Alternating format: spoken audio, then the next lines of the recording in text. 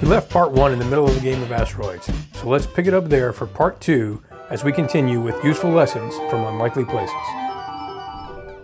Before we leave our little asteroid-filled parsec of space, there's one more lesson we can pull from the game of Asteroids, and that is, in life there is no hyperspace button. Now, as a test pilot, I had to understand risk. I had to be able to identify it, I had to be able to recognize it, I had to be able to avoid it if I could, and if I couldn't avoid it, I had to figure out ways to mitigate it.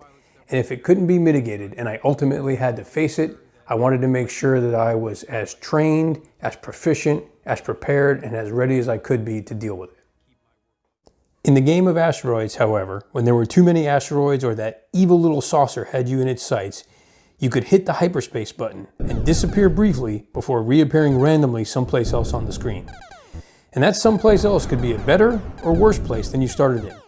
They could have called that button, "Do you feel lucky?" But life has no hyperspace button. You have to deal with the situations you are given with your preparation, your skill, and your determination. Video games have changed a lot since those days in the early 70s. But there have been a few constants, one of which is practice makes you better.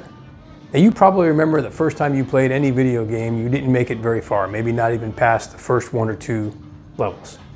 I remember the first time I ever played Galaga. I think I might have made it to level 2 or 3, and that was probably only because I had played Galaxians before, which was similar. The Galaga 3 game I have was noted for how much it increased in difficulty from level to level. But some significant amount of quarters later, and I was making it to level 14 or 15 pretty routinely. And that seems to work well in about every aspect of life. Don't get discouraged if your first attempt doesn't go well, or if you're not good at something right away. Keep at it. You may not become the best, but practice will definitely make you better. And a related lesson to practice makes you better is to learn from others. Now, in my group of friends that went to the arcade, we each tended to be better at different games. But we watched each other.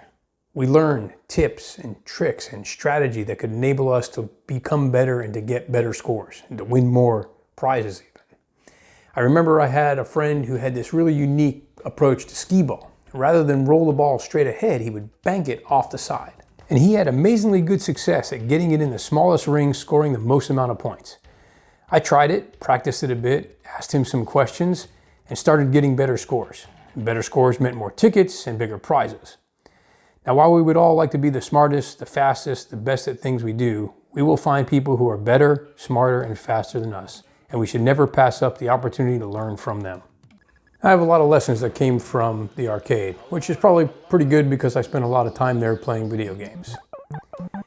And the technology's come a long way. I mean, I started out playing games like Pong and Space Invaders, and you look at the technology they have today with Xbox and virtual reality. And I gotta tell you, I was a test pilot and I flew some pretty high-tech machinery. But you put one of these modern-day controllers in my hands and I'm a bit lost. But you give me a joystick and a fire button and watch out.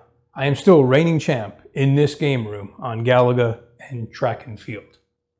But with all that technological change in video games, I think the lessons are still relevant. Even though games may cost more than a quarter nowadays, practice still makes you better. You can still learn from others. Things do get harder and you will face challenges. And sometimes if you're not very good on your first try or things don't go well and you don't get the high score or you don't win the most tickets, you come back another day and you try again.